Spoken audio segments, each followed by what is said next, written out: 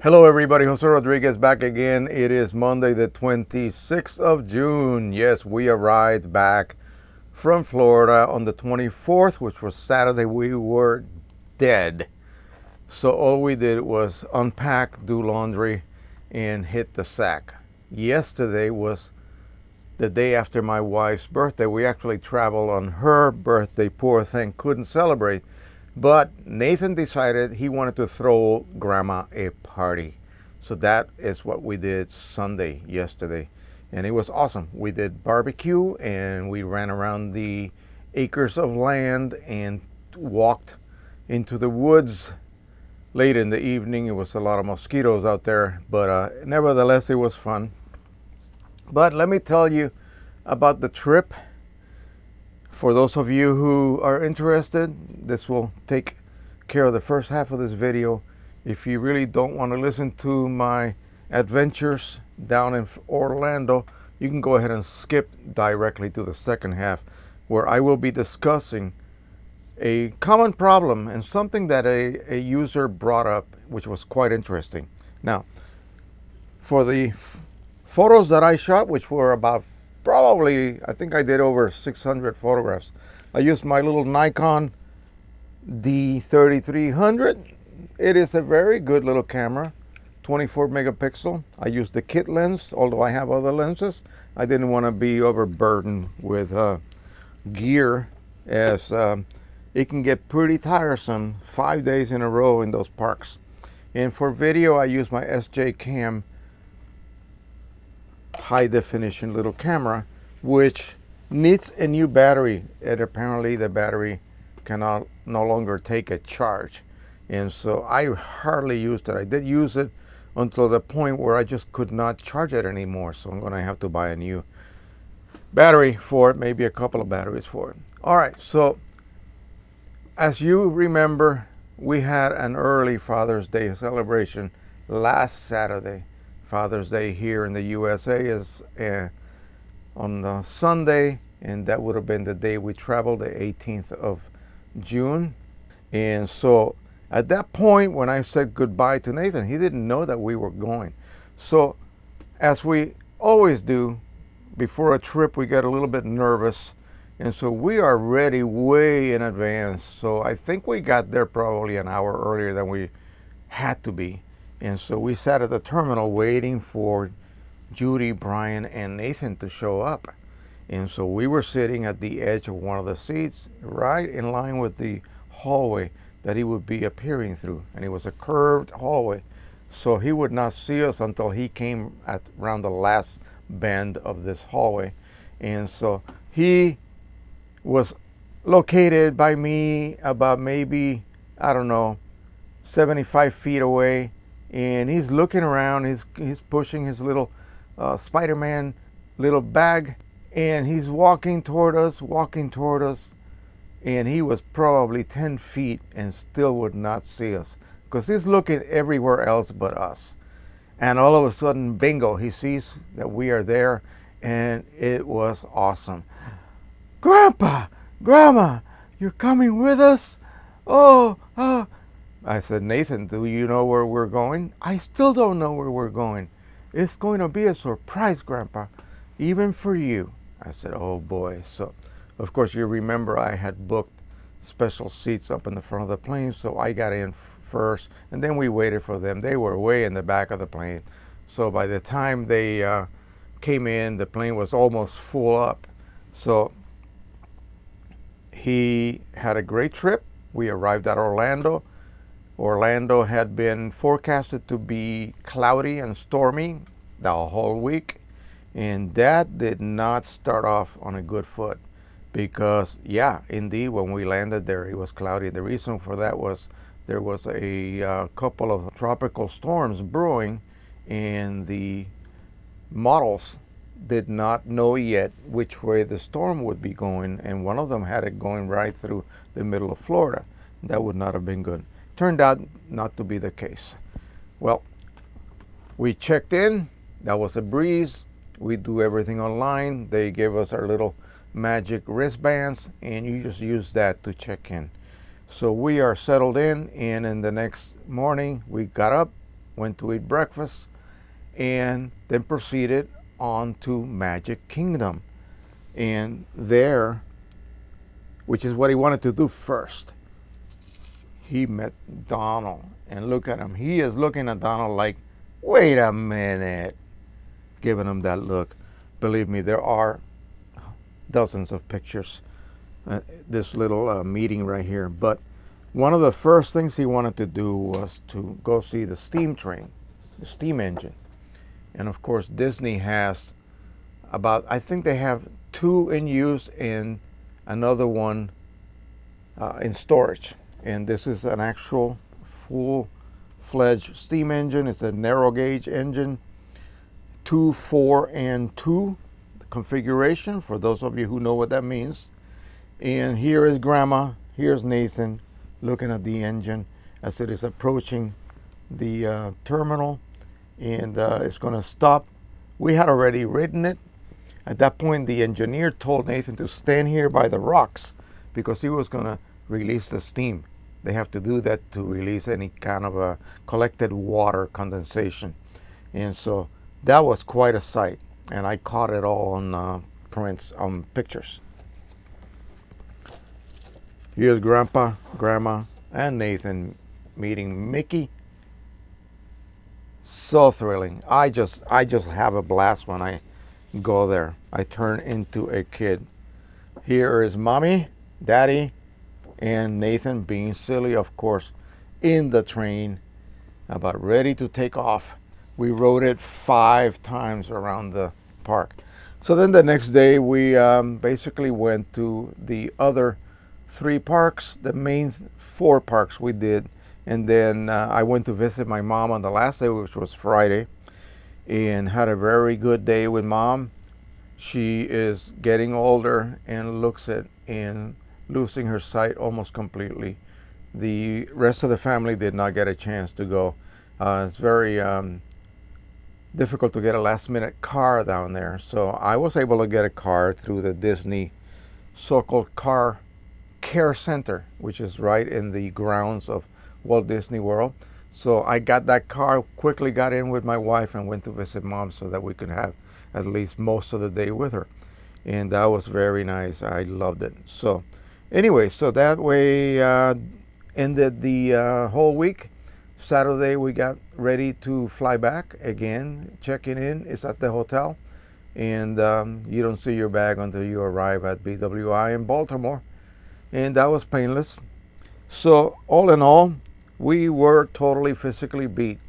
We never usually do park days one after the other in a row. We usually take a break and hang around the hotel, maybe go to other places that are not so taxing physically and emotionally, especially the heat, which was just tremendous. You don't want to go down there in June, July, August. The best times to go are late September, October, so you can do the wine and food festival at Epcot, and that is fabulous. And then you have other periods of time where they actually have lower prices on the hotel and the resorts. Of course, you can stay off ground, but it's not going to be the same experience. So we usually try to stay in ground resorts. So anyway, all right, that is it. We are back, and let's now talk a little bit about printers. By the way, I did those on the Pro 10 with OEM inks on Canon semi-gloss paper. I think I've used up all of my Pro Luster. Well, I better start looking for some of those deals again, which have been pretty scarce. I have not seen those buy one get 9 free at all. So hopefully they will come back. All right, so a viewer wanted to know, is there any possibility that a custom-made profile made by one of these third-party profiling groups, or maybe single individuals that go in business producing custom profiles, is it possible to create a dark performing profile? As soon as he said dark, I said, dude, it's your monitor. But anyway, so he actually got some responses from people, and there is a way to actually edit a profile. You need special software for that. Now, some of the higher end profilers from X-Rite allow you to do that. There are some open source profiling software that use existing ColorMonkey and other X-Rite profiling hardware that allow you to do that. But in most cases, I would say that if the profile creator did a good job, and if he or she is someone who has established a good reputation out there creating custom profiles. And by the way that works is that they will send you by email a chart of colors. It doesn't work the way the ColorMonkey does, and I'll explain that as well. But give me a few more minutes. So they will send you a couple of digital files. They may be TIFF files, they may be JPEG, but usually they do not have any embedded color space. So you will then make sure that your printer, the one that you want to make a profile for, is set to not control color. Okay, in a Mac it's a little bit difficult if you are printing from Photoshop. Okay, it's very difficult to do that. You need a special printing tool that you're going to use through Photoshop, I believe. But on Windows it's rather easily. You just right click your driver preferences and go into your color mode and choose none. And so that is it. On Canon it's the same thing. You will choose none for color matching. So then you will go ahead and proceed to print that file that you will be provided with onto as many sheets as the profiler person says. If they give you 2 files, you will print 2 sheets. If they give you 3 files, 3 sheets. And you will be using the paper that you want to profile. And then you will then allow those to dry and send them back to the person. He will then proceed to scan them and produce a profile, which he'll then email back to you. At that point, you will open up your profile, either double click it or right click and say choose install. On the Mac, you will have to copy it physically to the final folder where they reside, which I do not know where they reside since I do not use Mac. But anyway, it's a very simple process, and once you have your profile installed, then you can go ahead and use it. And you will use it again using a printer driver with no color management. Check. So it'll be none on all cases. And in Photoshop, in Lightroom, in QImage, whatever you use, you will then tell it to control color. You will then choose that profile and print, and you should get a very good print. If the print is dark and it was an image that you edited, remember, as I said a million times, your monitor is probably too bright, and that is why you are editing down the image so that it looks good in your bright monitor. Therefore, it's going to print dark. Because why? You sent a dark image to the printer. That profile has been made using a standard set of patches. You do not edit that, so you do not introduce the influence of your monitor, which may be too bright, too dark, too yellow, too blue, too whatever. You do not introduce any kind of bias. So to answer the person, I said, well, it could be that the profile is printing too dark on its own. It could be. Then I suggested that he use that profile to print a standard image. Guess what happened? It came out perfect. So immediately that told me that it was his images that were actually been edited down to be slightly too dark because the monitor was too bright. And that's the way it is. If you have an old projection TV during the day in a brightly lit room, they look dim. You have to increase the brightness of the bulb. At the middle of the night when you're watching a movie, just like at the theater with the lights turned off, it will look too bright, and you have to then dial down the brightness of the bulb, the projection bulb. And that is just a phenomenon that occurs. That's why I edit in a room that has control ambient lighting. I have one window which I have blocked completely. I don't want any influence from increasing or decreasing daylight illumination. I don't want that. So I have the windows blocked, and I have a single 60-watt bulb above me on the ceiling, and that is my editing condition. I have the monitor set basically at 80 CD2M, I believe it is.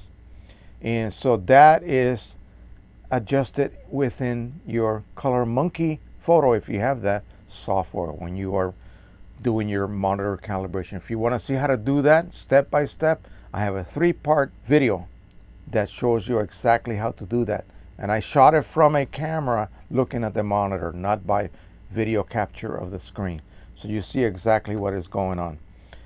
Now, let me tell you how the Color Monkey produces a profile for a paper. It does not use an external file. It creates its own file. And it's only 50 patches. How can it do that? How can it make an excellent profile?